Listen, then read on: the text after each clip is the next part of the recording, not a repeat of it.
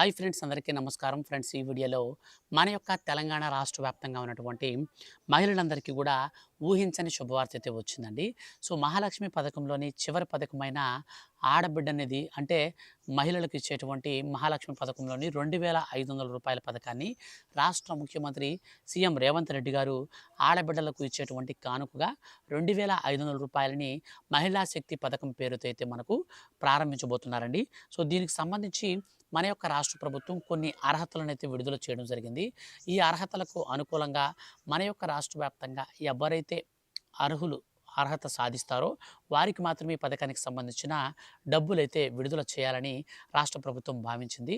So మనకు రానున్నటువంటి సంక్రాంతి మరియు న్యూ ఇయర్ కానుకగా మహిళల ఖాతాలోకి డబ్బులు విడుదల చేసేందుకు కొత్త మార్గదర్శకాలను నిన్న జరిగినటువంటి క్యాబినెట్ మీటింగ్లో అయితే రాష్ట్ర ముఖ్యమంత్రి రిలీజ్ అయితే చేశారండి.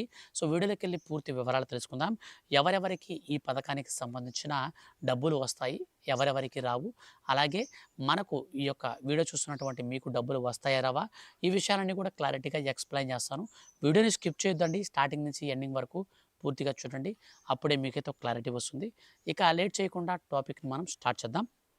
ఫ్రెండ్స్, తెలంగాణ రాష్ట్ర వ్యాప్తంగా ఉన్నటువంటి మహిళలకు నేరుగా రూ. 2500 చొప్పున ప్రతి నెలలో కూడా నేరుగా ఇంటింటికి పంపిణీ చేయాలని రాష్ట్ర ప్రభుత్వం ఒక సరికొత్త పథకానికి మహాలక్ష్మి పథకంలోని మనకు 4వ పథకమైనటువంటి పథకానికైతే మనకు శ్రీకారం అయితే చుట్టబోతున్నారు. సో అదేనండి మహిళా శక్తి పథకం. ఈ పథకం కింద రాష్ట్ర వ్యాప్తంగా ఉన్న 18 నుంచి 60 సంవత్సరాల వయసు మధ్యలో ఉన్నటువంటి వారికి అర్హులుగా గుర్తించి నేరుగా మన యొక్క రాష్ట్ర ప్రభుత్వం బెనిఫిట్ని అయితే అందివ్వబోతుంది. అయితే ఈ పథకానికి సంబంధించి ముఖ్యంగా ఎస్సీ, ఎస్టీ, బీసీ, మైనారిటీ వర్గాలకు సంబంధించినటువంటి షెడ్యూల్డ్ కులాలకు సంబంధించిన వారు ఈ పథకానికి అర్హతలు అయితే సాధిస్తారు. ముఖ్యంగా ఈ పథకానికి సంబంధించి అర్హత ప్రామాణికాలను కనుక మనం చూసుకుంటే ఎవరైతే జెన్యూన్గా తెలంగాణ రాష్ట్ర నివాసి ఉంటారో సో అటువంటి వారికి మాత్రమే ఈ పథకం వర్తిస్తుంది. తెలంగాణ రాష్ట్రంలో ఉన్నటువంటి వారు మనకు కొన్ని అప్డేట్లు అయితే ఇచ్చారన్నమాట. వాటి ప్రకారంగా మనం చూసుకున్నట్లయితే శాశ్వత నివాసి అయినటువంటి తెలంగాణ మహిళ ఉండాలి. ఇక వయసు విషయానికి వస్తే 18 నుంచి 60 సంవత్సరాల వయసు మధ్యలో ఉండాలి. అదేవిధంగా కులం విషయానికి వస్తే బీసీ అంటే బ్యాక్వర్డ్ క్లాసెస్, సో షెడ్యూల్డ్ కులం అంటే ఎస్సీ, షెడ్యూల్డ్ తెగ ఎస్టీ, అలాగే మైనారిటీ సమూహాలకు సంబంధించిన వారు మహిళలై ఉండాలి.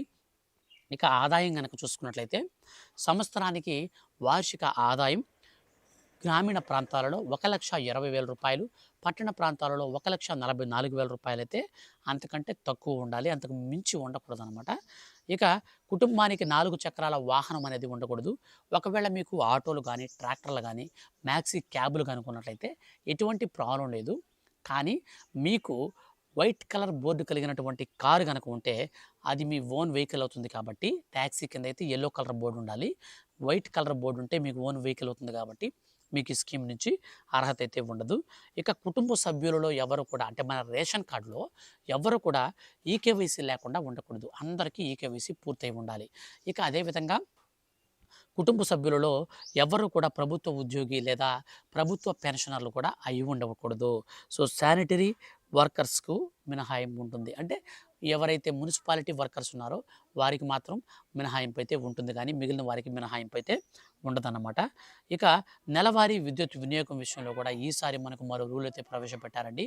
సో 300 యూనిట్ల కంటే కరెంటు బిల్లు మీరు అధికంగా వాడుతూ ఉన్నట్లయితే మీకు ఈ స్కీమ్కి సంబంధించినటువంటి బెనిఫిట్ అయితే ఆగిపోతుంది. అదేవిధంగా కుటుంబానికి 3 ఎకరాల కంటే తక్కువ తడి లేదా మెట్ట అంటే మనకు మెట్ట మాగాణి అంటాం కదా, మెట్ట కావచ్చు మాగాణి కావచ్చు, మీకు 10 ఎకరాల కంటే తక్కువ ఉండాలి. అంతకు మించి మీకు ల్యాండ్ అనేది ఎక్కువ ఉంటే మీకు ఈ స్కీమ్కి సంబంధించినటువంటి బెనిఫిట్ అయితే ఆగిపోతుందన్నమాట. ఇక మీకు మున్సిపల్ ప్రాంతంలో 1000 చదరపు అడుగుల కంటే ఎక్కువగా నివాస స్థలం అని కానీ లేదా వాణిజ్య స్థలం కానీ ఎక్కువగా ఉండకూడదు. సో ఈ విధంగా మనకు కొన్ని రూల్స్ని అయితే ప్రవేశపెట్టింది మన యొక్క తెలంగాణ రాష్ట్ర ప్రభుత్వం. ఈ రూల్స్కి అనుకూలంగా ఎవరైతే అర్హత సాధిస్తారో అటువంటి వారికి మాత్రమే డబ్బులైతే వస్తాయి. మిగిలిన వారికి ₹1 కూడా డబ్బులైతే రానే రావు. ఇది గుర్తుపెట్టుకోండి. మనకు సంక్రాంతి కానుకగా ఈ యొక్క మనకు మహాలక్ష్మి పథకంలోని మహిళా శక్తి అంటే ఆడబిడ్డలకు ఇచ్చేటువంటి పథకాన్ని రూ. 2,500 చొప్పున ప్రారంభిస్తారు. సో ఇది సంవత్సరానికి ఒకసారి కాదండి, ఎవ్రీ మంత్ అయితే వేయడం కోసం మన యొక్క రాష్ట్ర ప్రభుత్వం 2026 సంవత్సరంలోనే బడ్జెట్ కూడా పెట్టబోతున్నారు. ప్రస్తుతానికి ప్రవేశపెట్టినటువంటి బడ్జెట్ ప్రకారం ఒక్కొక్క మహిళ ఖాతాలోకి రూ. 2,500 చొప్పున తొలి వారంలో అర్హుల లిస్ట్ అనేది విడుదల చేసి, అనంతరం లాస్ట్ అండ్ ఫైనల్గా సంక్రాంతి రోజున అర్హత కలిగినటువంటి ప్రతి మహిళలకు మన యొక్క రాష్ట్ర ముఖ్యమంత్రి నేరుగా ఖాతాల్లోకి డబ్బులు విడుదల చేస్తారు. అంటే ముందుగా మనకు ఒక భారీ బహిరంగ సభ అయితే ఏర్పాటు చేస్తారు. ఈ భారీ బహిరంగ సభ అనేది ఏర్పాటు చేసి అందులో కొంతమంది మహిళలకు చెక్కులు అయితే పంపిణీ చేస్తారు.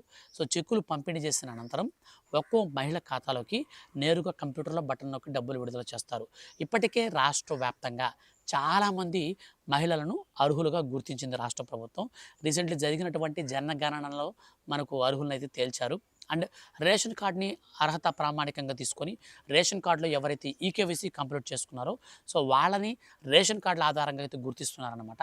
18 సంవత్సరాలు పైబడినటువంటి వారందరికీ కూడా ఈ స్కీమ్కి ఆటోమేటిక్గా ఎలిజిబిలిటీ సాధిస్తారు. వాళ్ళకి ఎన్పిసిఐ మ్యాపింగ్ అనేది బ్యాంక్ అకౌంట్తో ఆధార్ కార్డుతో లింక్ చేసుకోవాలి. అండ్ ఈకేవైసీ అనేది వాళ్ళకి ఖచ్చితంగా అయితే కలిగి ఉండాలన్నమాట. అంటే రేషన్ కార్డుకి ఈకేవైసీ అయితే కలిగి ఉండాలి. ఇవి 2 పనులు ఎవరైతే చేసుకొని ఉంటారో వారికి డబ్బులు అనేది రిలీజ్ చేసినప్పుడు నేరుగా వారి ఖాతాలకైతే వస్తుంది. అలా కాకుండా ఇవి కనుక మీరు మిస్ అయిపోయారంటే మీకు ఈ స్కీమ్కి సంబంధించిన డబ్బులు అయితే పడవు. అండ్ మనకు ఈ పథకానికి మేము అప్లై చేసుకోలేదు కదా, ఎప్పటి నుంచి వస్తాయి అనుకుంటే ఖచ్చితంగా మనకు సంక్రాంతి రోజున అయితే విడుదల చేయబోతున్నారు. ఫర్దర్గా ఈ పథకానికి సంబంధించి ఏ చిన్న అప్డేట్ వచ్చినా మిస్ కాకుండా తెలుసుకోవాలనుకుంటే ఛానల్ని సబ్స్క్రైబ్ చేసుకొని ఫాలో అవుతుండండి. Thank you for